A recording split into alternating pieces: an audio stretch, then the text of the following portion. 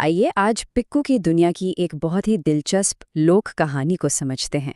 ये कहानी सिर्फ बच्चों के लिए नहीं, बल्कि इसमें हम सब के लिए बहुत गहरे सबक छुपे हैं।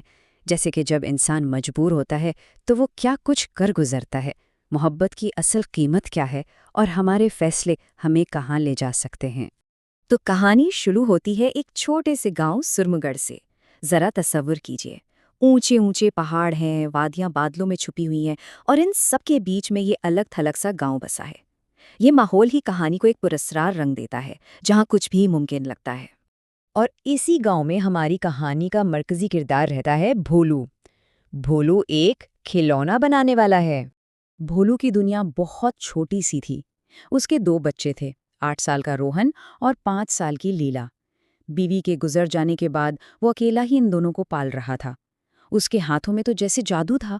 वो लकड़ी के बेजान टुकड़ों में जान डाल देता था, लेकिन इस जादू से वो अपने बच्चों का पेट नहीं भर पाता था। अक्सर ऐसा होता कि उसे अपने हिस्से का खाना भी बच्चों को देना पड़ता था, और ये दर्द उसे हर रोज अंदर ही अंदर खाता था। अपने बच्चों को भूखा देखकर आखिरकार भोलू ने एक बहुत ही खतरनाक फैसला किया। उसने सोचा कि वो अपने खिलौने करीबी शहर नैनपुर में बेचेगा। लेकिन वहां जाने का रास्ता भैरववन नामी एक जंगल से गुजरता था, और इस जंगल के बारे में मशहूर था कि ये आसीब ज़दा है, और जो वहां जाता है वो कभी लौटकर नहीं आता। और भैरववन में भोलू के साथ अजीबोगरीब वाक़यात पेश आने लगे। पहले दिन उसे रात की रानी की मीठी खुशबू आई, हालांकि वहां दूर दूर तक कोई फूल नहीं था। अगले दिन खुशबू के साथ साथ पायल की हल्की सी आवाज भी आने लगी, और फिर ये आवाजें साफ होती गईं। कभी हंसने की आवाज, कभी यूं लगता जैसे कोई आसपास ही मौजूद है। और फिर एक शाम उसने बरगद के पेड़ की टहनी पर एक इंतहाई खूबसूरत औरत को बैठे देखा। उसका नाम मोहिनी था। अब यहाँ कहानी एक बहुत ही अजीब मोड़ लेती है। ये परअसरार औरत मोहिनी भोलू को शादी की पेशकश कर देती है। भोलू, जो पहले ही अपनी गुर्बत और बच्चों के मुस्तकबिल से परेशान था, वो थोड़ी हिचकिचाहट के बाद हाँ कर देता है। उसे क्या मालूम था कि ये सौदा उसकी जिंदगी हमेशा के लिए बदलने वाला है।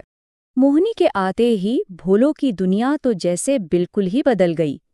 जहाँ पहले हर वक्त फिक्र, पैबंद लगे कपड़े और पानी जैसी पतली खिचड़ी होती थी, वहाँ अब घर में सुकून था। बच्चे साफ सुथरे कपड़े पहनते थे और खाने को ढेरों नेमतें थीं। बच्चे बहुत खुश थे, लेकिन गांव वालों के लिए ये एक मौम्मा था, क्योंकि भोलू के घर वालों के अलावा मोहिनी को किसी ने कभी देखा ही नहीं था। मगर जैसा कि ऐसी कहानियों में होता है, ये खुशी ज्यादा दिन नहीं चल सकी।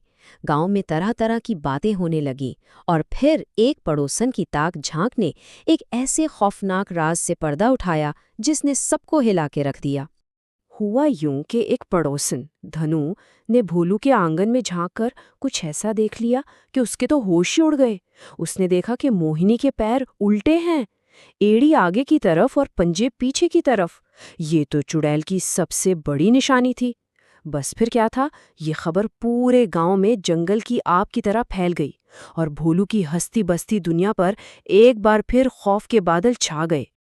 अब भोलू बेचारा बुरी तरह फंस गया था। एक तरफ वो औरत थी जिसने उसकी जिंदगी संवार दी थी, और दूसरी तरफ ये खौफनाक अफवाहें। वो समझ नहीं पा रहा था कि क्या करें।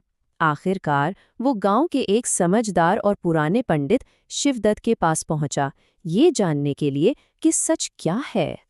पंडित शिवदत्त ने उसे चुड़ैल को पहचानने की 2 पक्की निशानियां बताईं। उन्होंने कहा, पहली बात, चुड़ैलें कभी पलके नहीं झपकतीं, और दूसरी और सबसे अहम निशानी ये है कि उनके पैर उल्टे होते हैं। बस इन 2 निशानियों ने भोलू के दिल में शक का बीज बो दिया था, जो अब सच्चाई जानने के लिए बेचैन था। भोलू ने घर आकर एक मंसूबा बनाया।